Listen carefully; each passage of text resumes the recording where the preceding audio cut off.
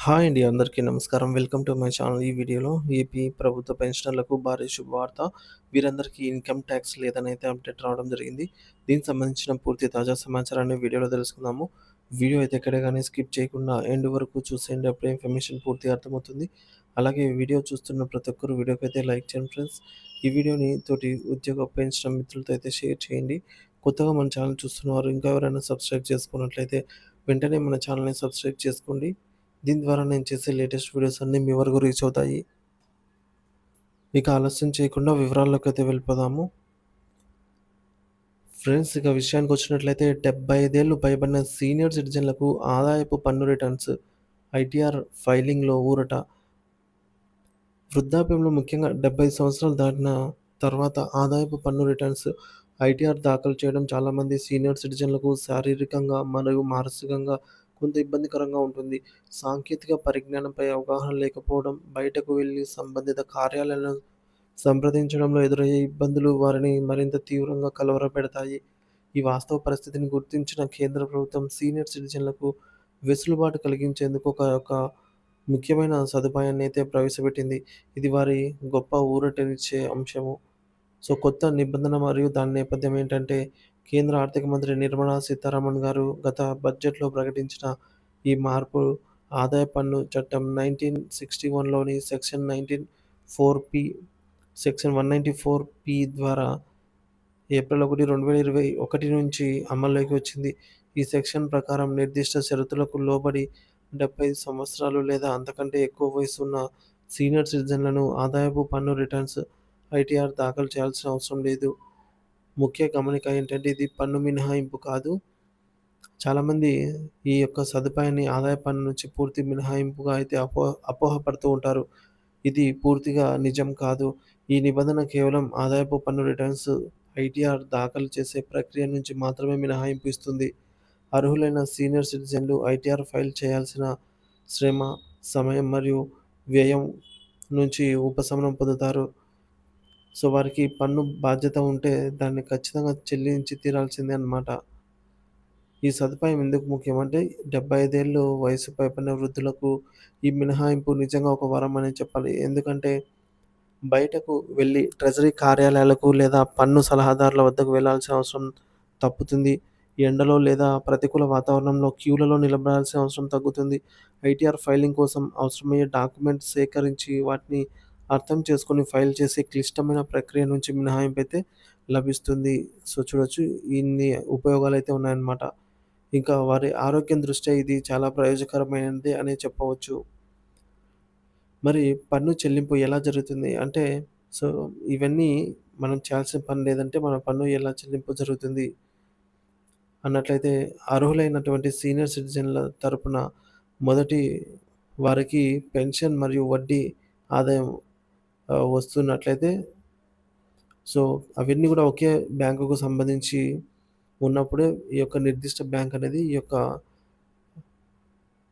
బాధ్యతనైతే తీసుకుంటుందనమాట.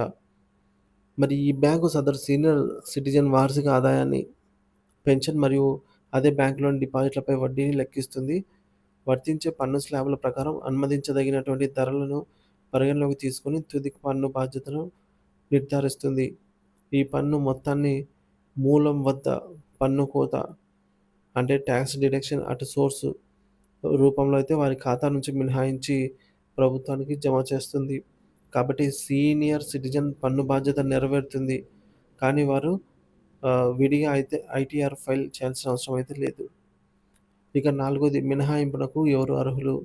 షరతులు. ఒకటి ఏంటంటే ఐటీఆర్ ఫైలింగ్ నుంచి ఈ యొక్క మినహాయింపు పొందాలంటే సీనియర్ సిటిజన్‌లు కొన్ని షరతులను తప్పనిసరిగా అయితే పాటించాలి. అవేంటంటే మొదటిది వయస్సు. గత ఆర్థిక సంవత్సరంలో సీనియర్ సిటిజన్ వయసు 75 సంవత్సరాలు లేదా అంతకంటే ఎక్కువ ఉండాలి. ఇక రెండోది నివాస స్థితి రెసిడెన్షియల్ స్టేటస్. వారు గత ఆర్థిక సంవత్సరంలో అంటే ఇండియన్ రెసిడెంట్ అయితే అయ్యుండాలి.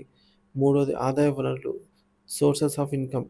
వారి కేవలం పెన్షన్ ఆధారం మరియు వారు ఏ బ్యాంక్‌లో అయితే పెన్షన్ ఖాతా కలిగి ఉన్నారో అదే బ్యాంక్‌లో ఫిక్స్డ్ డిపాజిట్‌లపై వడ్డీ ఆదాయం మాత్రమే కలిగి ఉండాల్సిన అవసరం ఎంతైనా ఉంది. అట్లయితేనే మనకి ఇది పథకం వర్తిస్తుంది.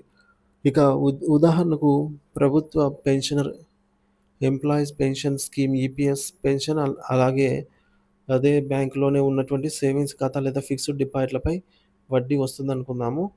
బ్యాంకు ఖాతా పెన్షన్ ఏ బ్యాంకు ఖాతాలో జమ అవుతుందో వడ్డీ కూడా అదే బ్యాంకులో ఖాతాలో జమ అవుతూ ఉండాలనమాట. డిక్లరేషన్ సీనియర్ సిటిజన్ తమ పెన్షన్ మరియు వడ్డీ ఆదాయ పన్ను నిర్దిష్ట బ్యాంకుకు నిర్దేశిత ఫార్మాట్‌లో అయితే ఆహ్, నిర్దేశిత ఫార్మాట్‌లో ఫార్మ్ 12 బీబీఏను బీబీఏలో ఒక యొక్క డిక్లరేషన్ సమర్పించాలి. ఈ డిక్లరేషన్‌లో వారు తమ ఆదాయ వివరాలు, అనుమతించదగ తగ్గింపులు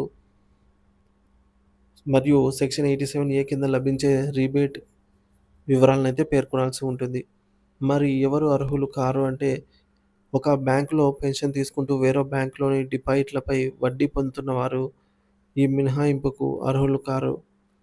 ఇకపోతే పెన్షన్ మరియు నిర్దిష్ట బ్యాంక్‌లోని వడ్డీ కాకుండా ఇతర ఆదాయ వనరులు అంటే ఉదాహరణకు ఇంటి అద్దె, వ్యాపారం, వృత్తిపరమైన ఆదాయం మొదలైనవి. ఇలాంటి లాభాలు అలాగే డివిడెండ్ ఆదాయం మొదలైనవి ఉన్నవారు అర్హులు కారు. 75 సంవత్సరాలు లోపు వయసు ఉన్న సీనియర్ సిటిజన్‌లు కూడా అర్హులే. కానీ వీరికి సాధారణంగా సీనియర్ సిటిజన్‌లకు వర్తించే నిబంధనలే వర్తిస్తాయి.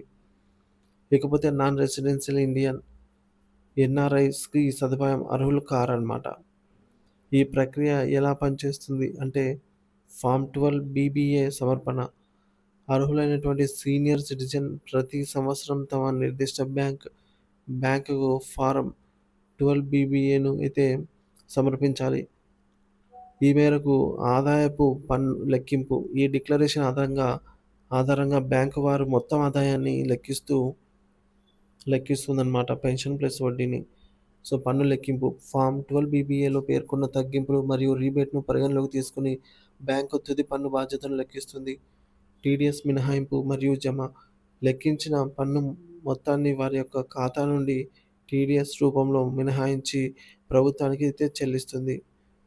ఇకపోతే ఐదోది ఐటీఆర్ ఫైలింగ్ నుంచి మినహాయింపు.